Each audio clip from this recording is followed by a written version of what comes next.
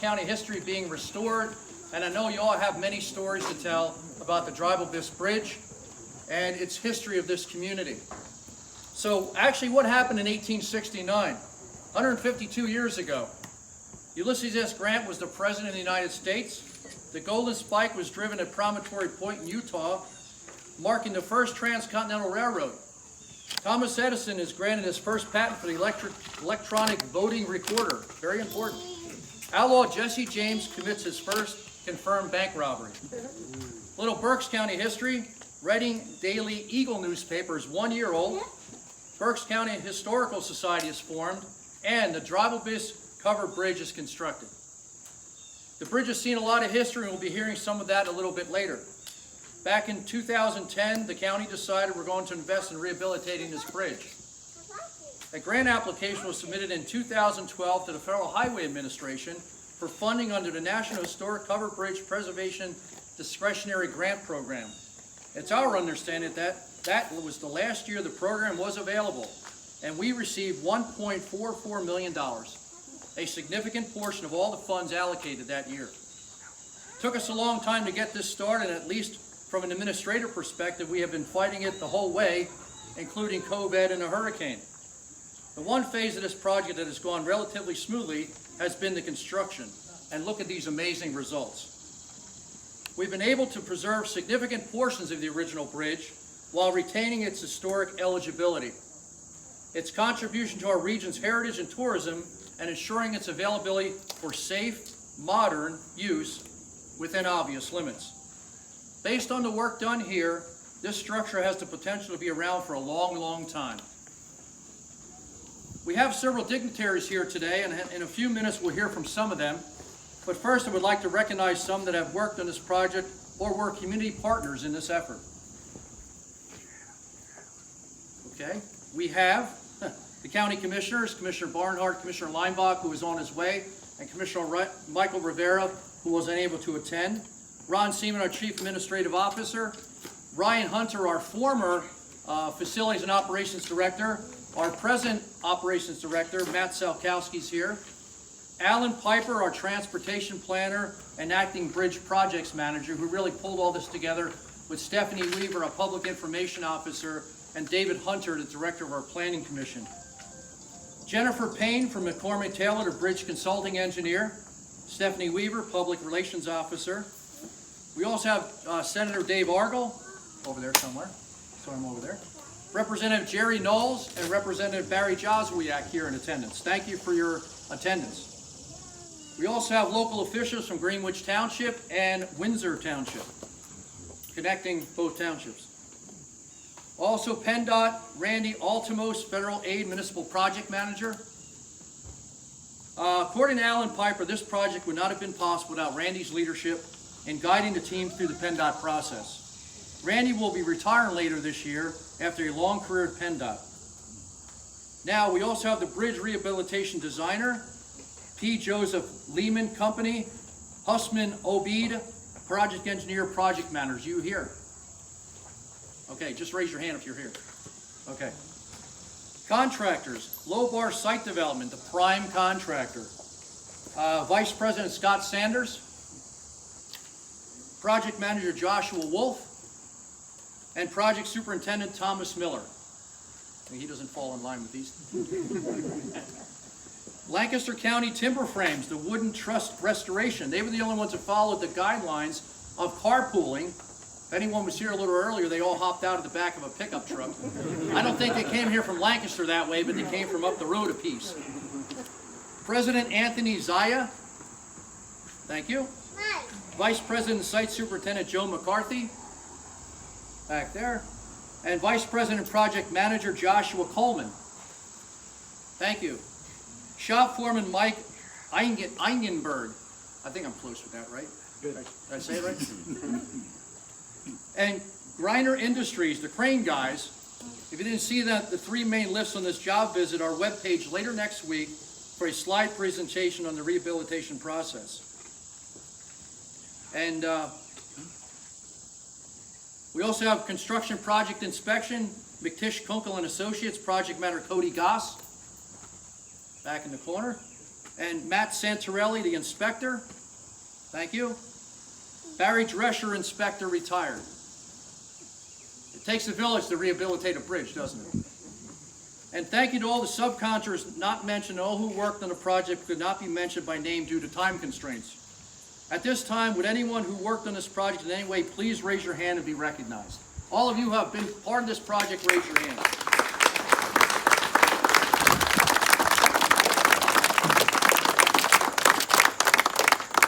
We also have other notables in the crowd. Fred Moll, bridge historian from President Theodore Burr Covered Bridge Society, who will be speaking momentarily. Eric Dreibelbis. Eric Claypool, who designed and painted the hex signs, replacing the signs that were previously crafted by his father, Johnny Claypool. And we also have local historian Irv Herring. You're here. He knows he had supplied many pictures to the county. We're going to include some of those pictures and photos on the video coming out early next week. So with that, on to the speakers. You've heard enough from me. We're going to have Fred Moll, the historian from Theodore Burr Covered Bridge Society, come up and give us a history of the bridge.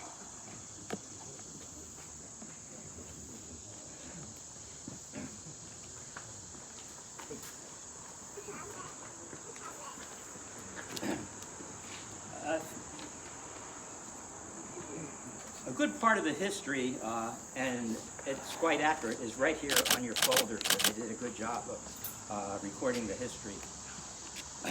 What I want to report on today is something maybe that they didn't mention there, and that is not only do we have this bridge that's been standing here for 150 years, we also have the original contract for building the bridge, which is unusual that it survived all these years.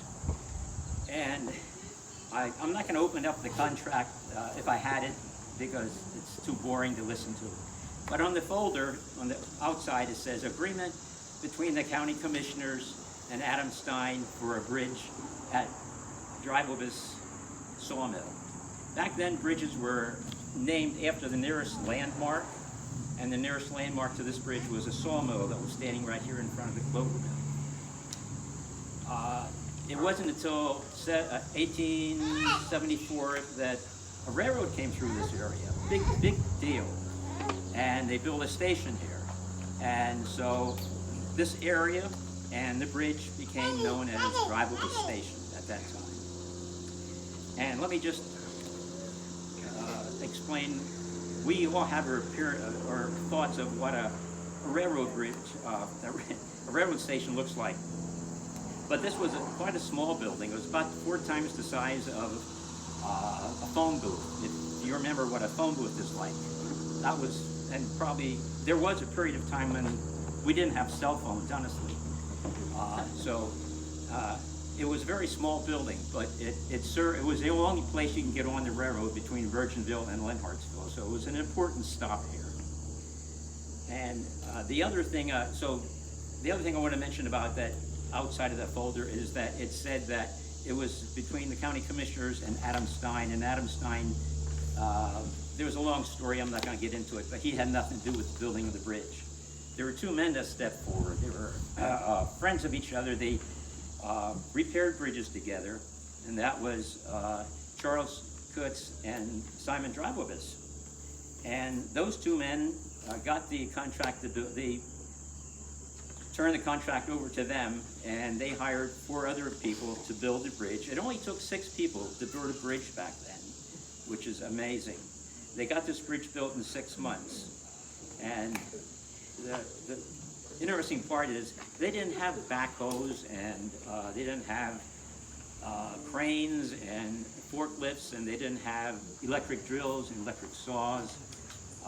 It was a lot of hard work. They had axes and aces and all kinds of chisels and pulleys, but they still got the job done in a period of 6 months. So it's kind of amazing what they did back then. Today we have this beautiful bridge rebuilt. If you walk through the bridge, you're going to see a lot of remembrances inside the bridge. I don't know of any more bridge that has more initials in it and names in it than this bridge. Bridges were once considered called kissing bridges, and I'm sure from looking at the initials and names in here you're going to see that there were a lot of kissing and hugging going on. I'm sure you remember hugging. That's before the virus hit. They even had billboards back then on hugging policemen and firemen and stuff. So inside, the oldest marking inside that Joe showed me is Robert and Summer. They put their initials, their names in the bridge on July 17th of 1910, which was 110 years ago. So there's a lot of history in here. You'll see a lot of hearts and lettered, a lot of initials in the bridge. Another thing you might find in the bridge are Roman numerals, if you look for them closely. This bridge, when it was first built, they laid it out on land and they put it together, made sure everything fit, and then they put Roman numerals at the intersections to make sure the parts got back to normal, because they took it apart and then they had to rebuild it over the stream on Falsework. So you can look for Roman numerals. One thing you won't see is these bridges had a lot of advertisements in them, and right on this beam over here, the arch over here near the bottom, was once an advertisement for Diener's. It was a store in Hamburg that sold, it was like a Walmart. They sold clothing, underwear, I'm trying to think of some of the names they put on there, groceries, notions, all kinds of stuff like that. And of course you had circus posters and church picnics and stuff like that advertised here. Joe came across something interesting that he found was a skull and crossbones embedded, stamped on one of the beams, and that was quite unusual. We're still wondering and pondering about that, what that was on there and what that was all about. And Joe is the kind of guy that he takes care, he's serious about what he does, about his work. And if you look at the portal here, Joe studied many pictures of this bridge, old pictures of this bridge, and tried to recreate the feeling of the bridge. And he even has the white paint around the top of the bridge, which was on a lot of the old pictures. So it's a beautiful bridge that we have today. And I'll stop blithering and turn the program back over to you. Thank you so much. Thank you, Fred. It's amazing. State Senator David Argall, a few words. The key being few, right? That's okay. Guten Abend, meine Damen und Herren.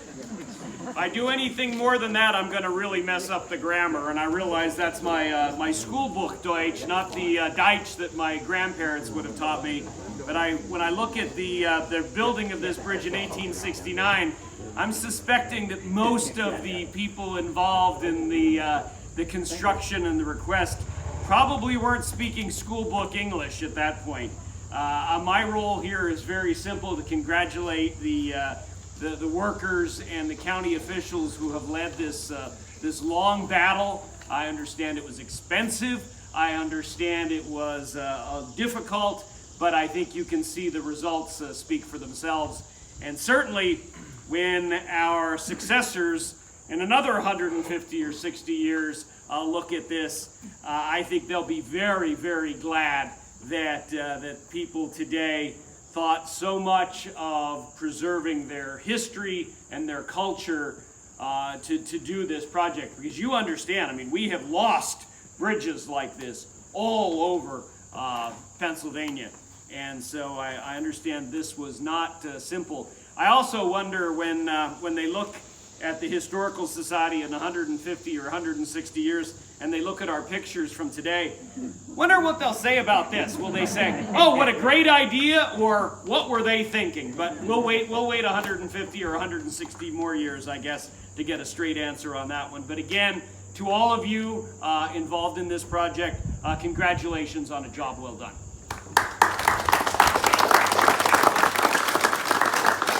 Thank you, Senator Argall. State Representative Jerry Knowles.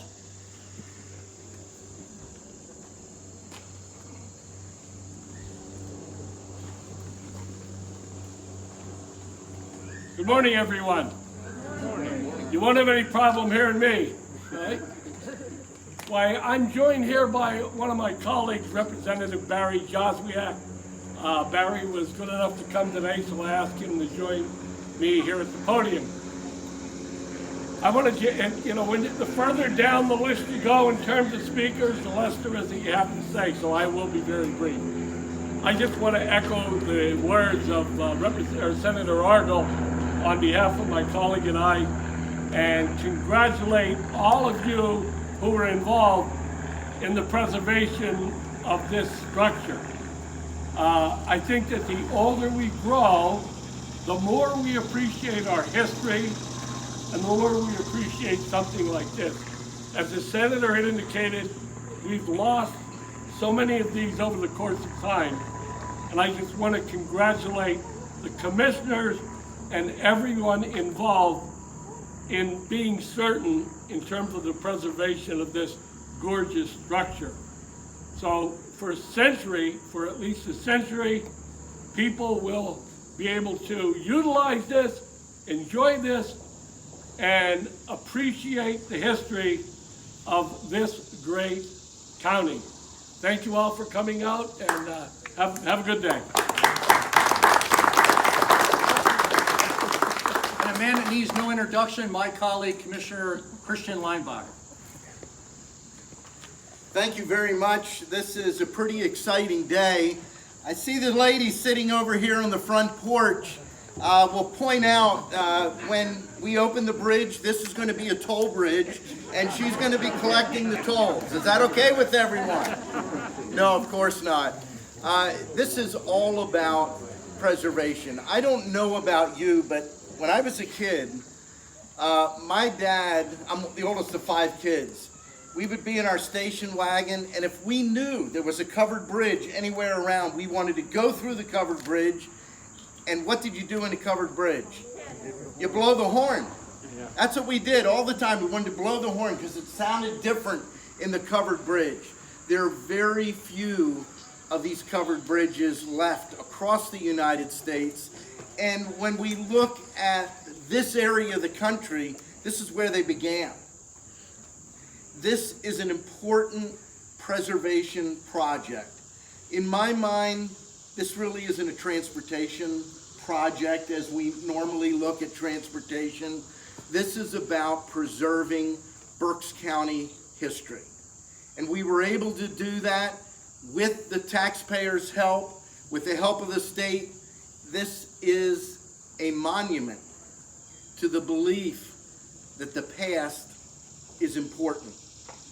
Some people don't look back. Some people don't spend time looking at history.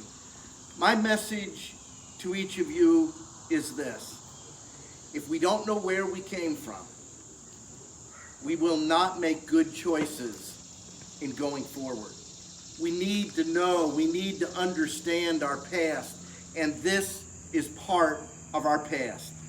The Dreibelbis Station Bridge is part of our heritage, and we're here today in the midst of COVID-19 to celebrate the preservation of a monument that reminds us about who we are, where we came from.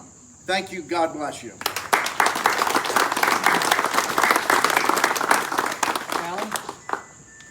Now for the part you've all been waiting for is the ribbon cutting ceremony. We're going to move the lectern out of the way.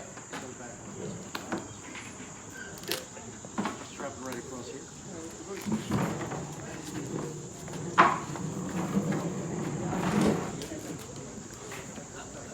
Now, we want to do this a little bit different. We want anyone who is a Dreibelbis or anyone who has a deep history and love for this bridge from the local area to be at the scissors. And then people like us are going to form around the sides. But we don't have to be part of this ribbon cutting ceremony. It's about you and your community. So come on up. Feel free to come step up. With your mask on, please. Get a picture of it. And we'll hold the ribbon.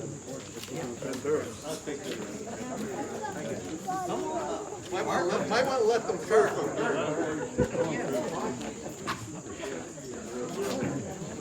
Just want to make sure that Stacy, you can take my place.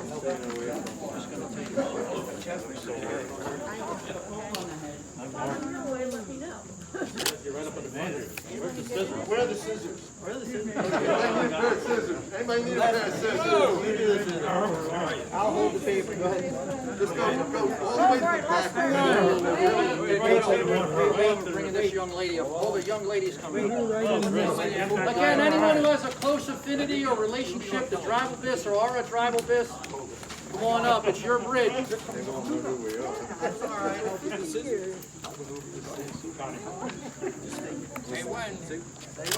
Three, two, one.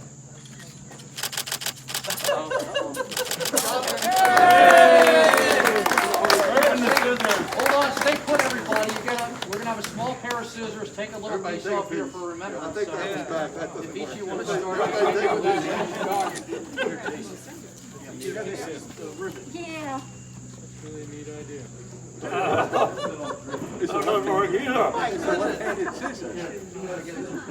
Need help, Lester? Yeah, over in the back. Here, Kevin. Hold it. Just don't get your arm in the way. Oh, there goes his belt. There goes his belt. That way. We got 30 feet of it. Slow but sure. I know what Christian would like to do. So. Notice I'm not fooling around here. Any more?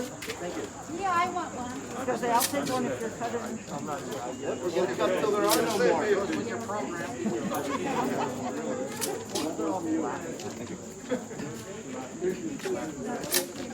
You press, no blood. Some more. We got 30 feet. We're not taking it back. We'll keep going. It's not much faster.